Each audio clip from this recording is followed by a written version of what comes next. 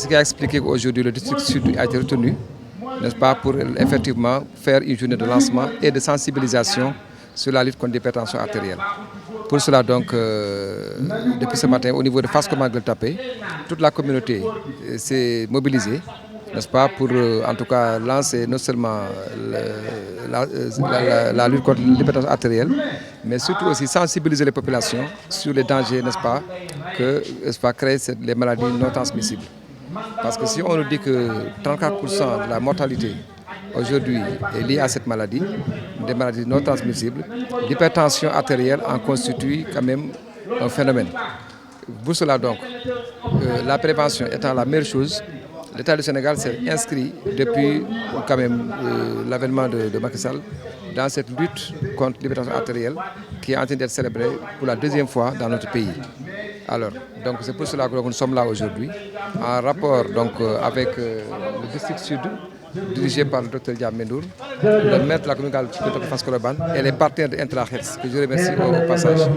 Ce qui est important, c'est surtout d'insister sur la prévention primaire. Donc comme je le disais tantôt, la prévention primaire permet, n'est-ce pas, c'est une opportunité pour nous autres agents de santé, n'est-ce pas, d'offrir aux populations cette opportunité-là de se faire dépister. Donc dans la prévention primaire, ça permet aux gens, à la limite, de venir se faire dépister pour voir s'ils sont, oui ou non, n'est-ce pas, atteints de la maladie. Et l'autre aspect qui nous semble assez important, c'est que même si la maladie n'est pas là, il est important, n'est-ce pas, de pouvoir prodiguer aux populations les mesures hygiéno-diététiques qui feront que ces populations ne puissent pas développer, n'est-ce pas, la maladie. Alors l'autre aspect, c'est la prévention secondaire. Et là aussi, nous autres agents de santé, nous donnons l'occasion aux clients qui se présentent à nous, une fois que le diagnostic est établi, nous leur donnons l'occasion, n'est-ce pas, de se faire traiter convenablement pour éviter la survenue des complications. Car vous n'êtes pas sans savoir que l'hypertension artérielle est une maladie chronique qui peut être à l'origine de plusieurs complications pouvant toucher, n'est-ce pas, certains organes. On peut citer le cœur avec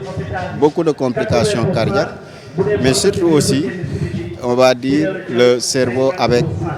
l'accident vasculaire cérébral. Et donc, tout cela, n'est-ce pas, justifie le fait qu'on veuille encore davantage communiquer et sensibiliser, n'est-ce pas, les populations pour qu'ils puissent, de concert avec les agents de santé et les différentes autorités,